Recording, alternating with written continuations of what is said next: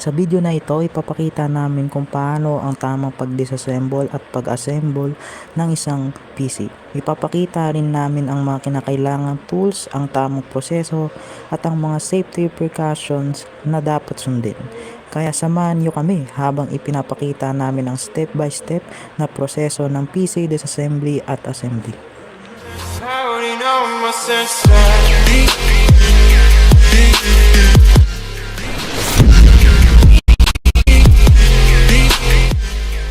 Bago namin simulan ang pag-disassemble ng PC, siguraduhin muna namin na hindi ito nakakonekta sa power source. At dahil hindi naman nakasaksak ang aming PC case, maaari na naming ihanda ang aming mga tools at ang working area bago ito buksan. Ang mga kailangan na tools ay Phillips screw at flathead screwdrivers. Bago natin hawakan ang mga components, kailangan muna nating alisin o mabawasan ang mga static electricity sa ating katawan. Una, kuskusin o i-rub ng bahagya ang ating mga kamay. Kapag nagawa na ito, maaari na nating simulan ang paghawak at pagtanggal ng mga components. Siguraduhin maingat tayo sa bawat bahagi upang maiwasan ang pagkasira. Mahalaga ito dahil ang static electricity ay maaaring magdulot ng damage sa mga sensitive na computer components tulad ng motherboard, RAM at iba pang electronic parts. First step, tanggalin natin ang mga cable na mga nakakonect sa loob ng PC. Habang ginagawa ito, mahalagang tandaan kung saan nakakonekta ang bawat cable at kung saan nakalagay ang bawat component dahil kakailanganin natin ito sa pag-assemble muli ng PC.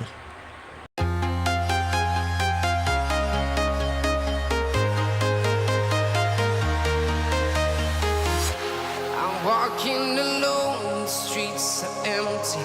The only thing I can see is my own. Pagkatapos nating tanggalin ang lahat ng cable sa loob ng PC, susunod naman nating tatanggalin ang mga components. Tanggalin natin ang mga components na madaling alisin.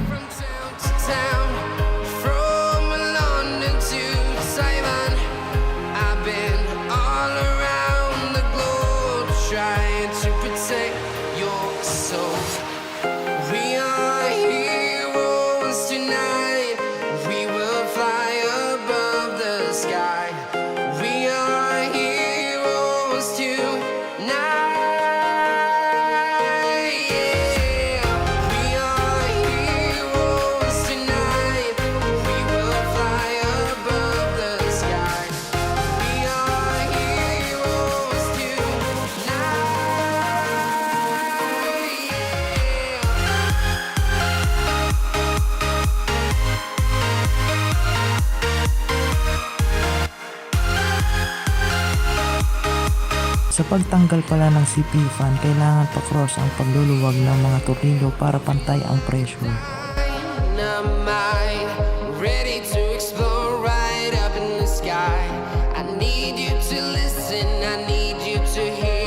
Tanggalin ang RAM, buksan muna ang lock sa magkabilang dulo ng slot.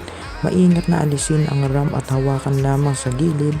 Pagkatapos, ilagay ito sa ligtas at malinis na lugar.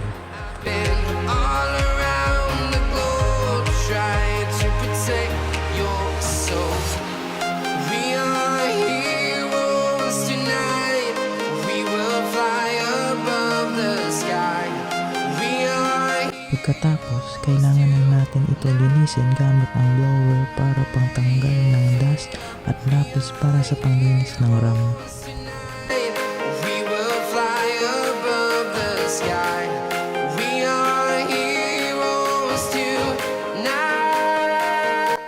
Pagkatapos natin linisin ang mga components, ilagay na natin ang motherboard.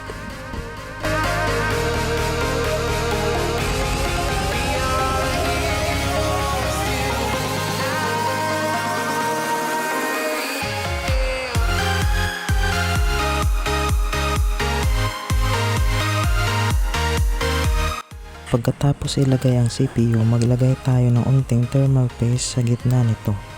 Nakakatulong ito para mailapit ang init mula sa CPU papuntang CPU cooler. Sunod, ilagay na natin ang CPU cooler at siguraduhin higpitan ito. Pagkatapos, ilagay na natin ang RAM. ingat lang sa paglalagay para hindi masira. From London to Taiwan, I've been all around. Sunod, ilagay na natin ng HDD. Take your soul. Sunod, ilagay na natin ang desktop power supply unit.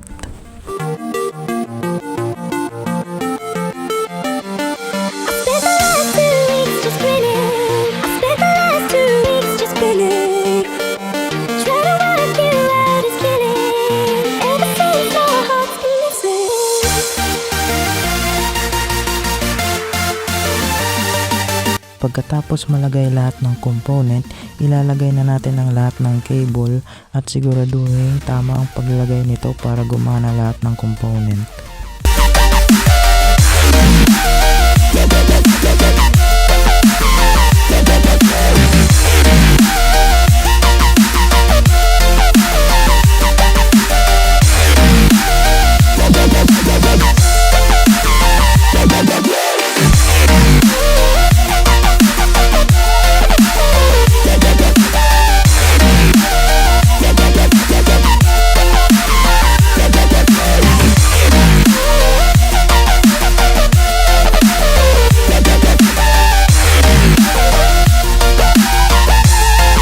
Matapos mailagay at maikonekta ng maayos ang lahat ng components at cable, isasara na natin ang computer case.